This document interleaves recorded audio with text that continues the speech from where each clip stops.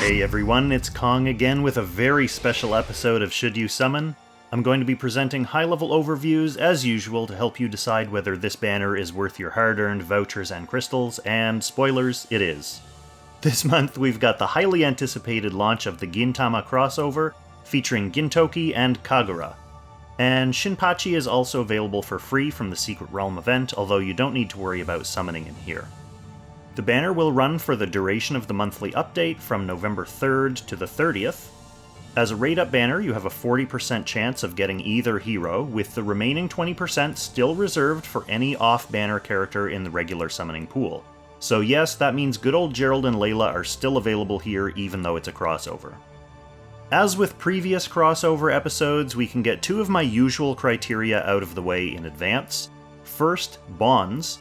Crossover characters don't unlock bonds for anyone else, and you don't need other heroes to unlock their bonds. You usually just need to use runestones to unlock both of their final tier classes. Second, availability. Crossovers are limited events, meaning that when this banner's finished on November 30th, these units won't become summonable in any other way. So far, we have been getting reruns of all the previous crossover events, even the ones we thought might have been contentious, but it does usually take a couple years after the initial launch. So for all intents and purposes, this is really your only good chance to get them. Anyway, let's move on to the first character on the banner, which is Gintoki. Gintoki is a powerful physical DPS. His talent lets him slowly stack up attack and damage reduction when his allies are attacked. If he manages to accumulate 4 stacks before they wear off, they last 4 turns, then he gets boosted mobility and damage dealt and first strike. At first it sounds a bit too slow and reactionary, but the second part of his talent helps make up for it. If any ally dies, Gintoki immediately gets all 4 max talent stacks to trigger the bonus effects. And if he's already ended his turn when that happens, he gets to act again. So no matter what happens, if an ally dies, a fully stacked up Gintoki is ready to jump into the action. The only restriction is that the act again can only happen once per turn. Now, it should already be pretty obvious how characters with ready access to sacrificial summons will play pretty nicely with Gintoki. His 3-cost skill is a single target attack in the proud tradition of power-crept sword souls. It strips 5 buffs, disables all equipment effects, and cools down instantly if it doesn't get a kill. It also has a passive element where if you end your turn without doing damage, you'll get a buff that splashes AoE damage in a ring around you the next time you enter battle. He also has a strange 3-range guard skill. He's not really a tank, but if he dies while guarding someone, he can revive once per battle, so might as well. And if the ally he's guarding dies, he enters his powered-up talent state permanently. He also has a 1-cost Act Again skill and a line AoE that pushes enemies back. He's a member of Heroes of Time, buffed by Joshua, Yusuke, and Angelica, Protagonists, buffed by Matthew and Emperor Lavina, and Yeles Legends, buffed by Landius and Sigma. For content in PvE, he's on faction for Phoenix in the Eternal Temple, and he is a member of the top-scoring leaderboarding teams against Nidhogg in Ancient Beckoning. He's also useful in the Ragnarok of the Realms challenge battles, and he could be used in normal challenge battles and normal PvE in general. It should also come as no surprise that he's amazing in PvP. He has dynamic playmaking potential with his built-in Act Again, meaning he can be a serious threat to the enemy even after you've already ended his turn. He's a bulky killing machine with Sand Seas, which is exactly the kind of combo the meta loves. He's decently nimble with his talent mobility buff and his Sugar Rush Act Again, and with his first strike, I can see a lot of people counter-killing themselves trying to attack him. He's scary. Alright, let's move on to Kagura. Kagura is another strong physical DPS. Her talent gives her plus 30% attack and defense when entering battle, and causes her to gain hunger stacks. 100% chance after she attacks, and 50% chance after she takes any other actions. Once she reaches 5 stacks, she gets debuffed with -1 mobility and last strike. Boo. Her 3-cost skill is a big self-buff that lets her move 4 more spaces and attack afterwards, giving her a nice threat range boost. It also boosts her attack, damage dealt, damage reduction, and gives her immunity to debuffs, and it refreshes the cooldown of skills you use for the next 2 turns. It also passively gives her even more damage dealt and some pre-battle healing. It also prevents her from getting hunger stacks while the boosts are in effect, but once they wear off, her hunger catches up with her. She has a 2-cost attack that can push the target back and potentially first strike if her hunger is low enough. She also has an attack that can disable armor, stun the target, and half the target's healing. Finally, she has a 1-cost utility skill that removes 2 debuffs, heals her by 80%, and most importantly, strips 5 stacks of hunger. So she's basically a heavy burst unit with some talent management to compensate for her strength. Really, her gameplay is going to revolve around hitting someone as hard as possible while juggling those hunger stacks. So she's a member of Heroes of Time, buffed by Joshua, Yusuke, and Angelica, Protagonists, buffed by Matthew and Emperor Lavina, and Princess Alliance, buffed by Luna, Shelfaniel, and Christiane.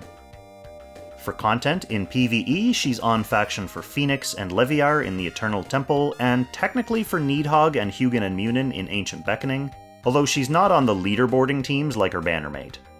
She's a bit more straightforward, which means no central gimmick that can be leveraged for special uses, which means she'll be fine in general purpose PvE like everyone. In PvP, her strength is that she can hit like a train. There are several other dangerous, straightforward DPS units that she can replace, but who can just as easily replace her, so she's a good addition, but not an essential one. Alright, let's take a moment to talk about the free Secret Realm event character, Shinpachi. Important to clarify, you can't summon this guy, he's not summonable, you just grind points in the Secret Realm event and he'll be one of the prizes. Easy. These units generally aren't fantastic, with a couple of exceptions, but my FreeKong freebies only account always appreciates new freebies. His talent gimmick is debuffs. When he ends his turn, he deals out debuffs to a nearby enemy. Before entering battle, he also deals out more debuffs, and if the enemy has 5 debuffs, they take an additional 20% damage from him, but they also deal 10% more damage to him. His 3-cost skill is his guard skill. It passively gives him 15% damage reduction, and the active part that activates the extended guard range is also a teleport that sends him next to an ally and grants that ally AoE damage reduction and immunity to debuffs. He has a 1-cost passive that gives him damage reduction when he attacks, and lets him push the target away 3 spaces, ignoring displacement immunity. He also has a 2-cost self-heal that fully restores his hit points and makes him unable to be targeted for 1 turn. It also passively has a 20% chance to make any combat he's involved with not happen at all. This is a pretty trollish move that reminds me a bit of Ainz's Effulgent passive that would very rarely nullify tons of damage, except in this case it just cancels the entire combat. He's a member of Heroes of Time, buffed by Joshua, Yusuke, and Angelica, and Protagonists, buffed by Matthew and Emperor Lavina. For content, he's on faction for Phoenix and Hugin and Munin, but come on.